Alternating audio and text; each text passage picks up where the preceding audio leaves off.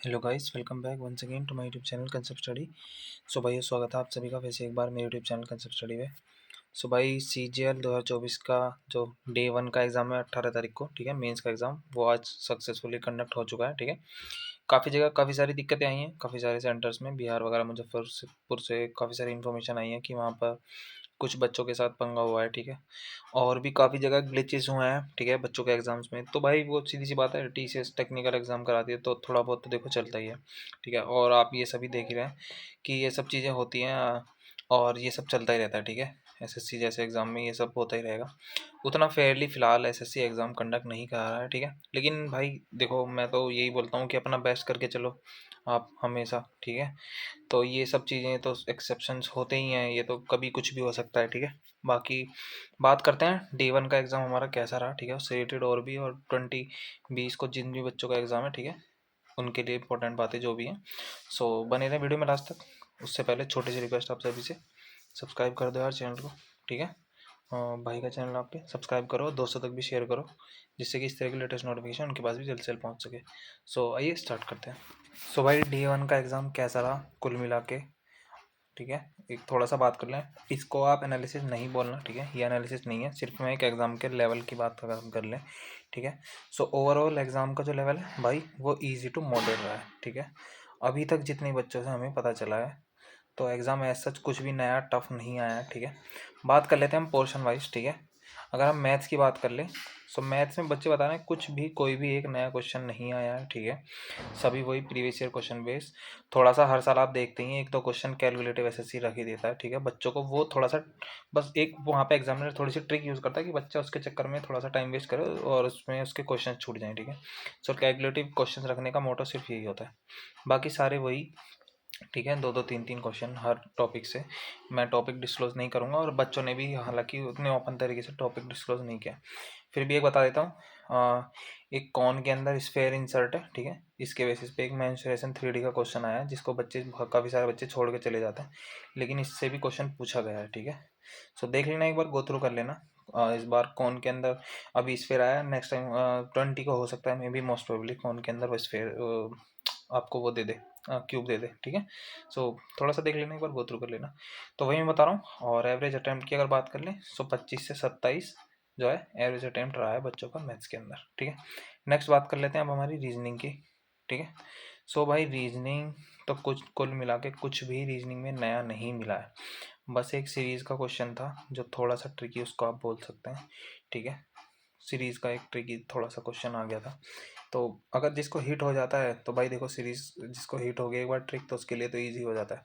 बाकी तो रीजनिंग में कुछ भी ऐसा सच नया नहीं आया। ठीक है, सो रीजनिंग में आपका 28 से 30 अटेम्प्ट बच्चों का एवरेज रहा है। कुछ बच्चे आता है बच्चे पूरे ही करके आए हैं, फिर भी मैंने एक ओनर एवरेज बता दिया कि 28 क्वेश्चन जो है बच्चों का एवरेज अटेम्प्ट रहा है। ठीक है, 28 क्वेश्चन लगभग सभी निकलते हैं।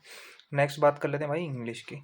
ठीक है, सो भाई इंग्लिश भी सेम, किसी भी बच्चे ने अभी तक इंग्लिश को टफ नहीं बताया है। इंग्लिश बिल्कुल हलवा बोल रहे हैं बच्चे। ठीक है, हलवा इस सेंस में बोल रहे हैं क्योंकि इसमें सब PYQ आया हुआ है। ठीक है, जो बच्चे बता रहे हैं PYQ आया है, कोई भी नया वोकैब, नो न्यू वोकैब, कोई भी नया वोकैब नया नहीं आया है।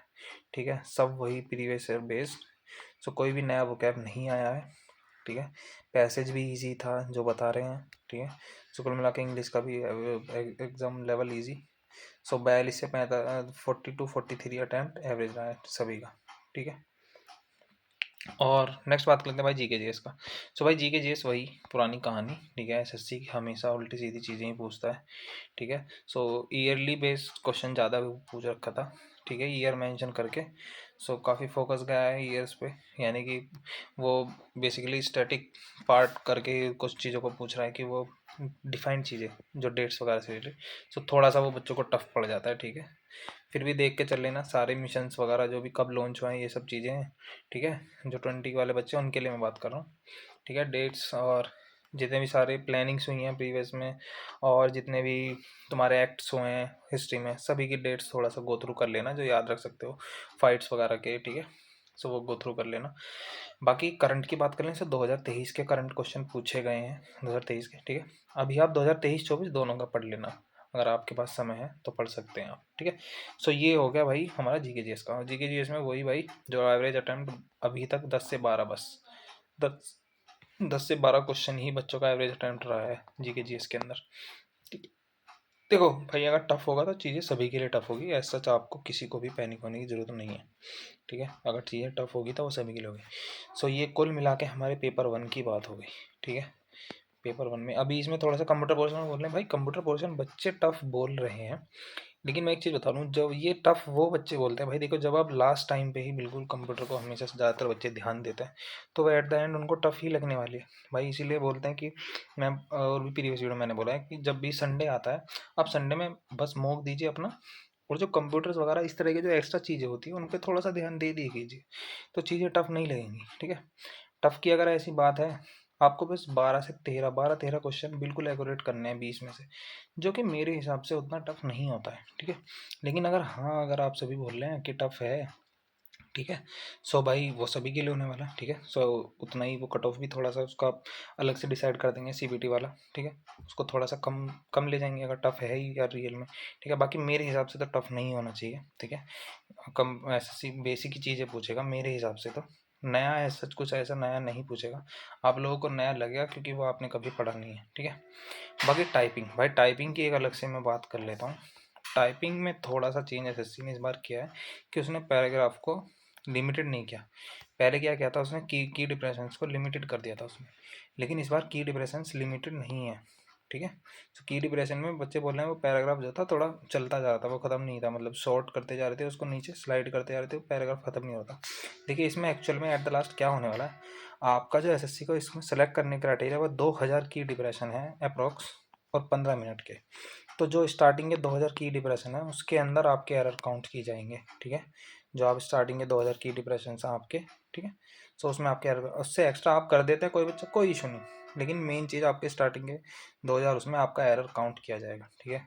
कि आप उसमें कितना एरर काउंट कर रहे हैं, उसी से आपकी स्पीड कैलकुलेट होगी, ठीक है। सो बिल्कुल भी पैनिक नहीं होना, अगर इनफाइनाइट पैराग्राफ आता है आप अपने हिसाब से पैराग्राफ को टाइप करते जाइए, और एट द लास्ट जब आप सबमिट करेंगे, ठीक है, मेन इसमें ध्यान रखना भाई स्पीड से भी ज़्यादा सब अपनी एक्यूरेसी पे ज़्यादा फोकस रखना, ठीक है। एक्यूरेसी अच्छी मेंटेन करना। अगर जरूरी नहीं है, बहुत से बच्चे बोल रहे हैं हमने तो 3000 डिप्रेशन कर दिया, भाई उसका कोई सेंस नहीं था जब हमें डिमांड उतनी ज़रूरत है ही नहीं, ठीक है। 2000 की डिप्रेशन चाहिए, या सच कुछ भी कोई लंबा तो रमखा वाला तीर नहीं मारना कोई भी, ठीक है। बहुत आसान होता है, 27 28 वर्ड पर मिनट एवरेज स्पीड होती है नॉर्मल जो सब लैपटॉप वगैरह कंप्यूटर यूज़ करते हैं घर में, ठीक है।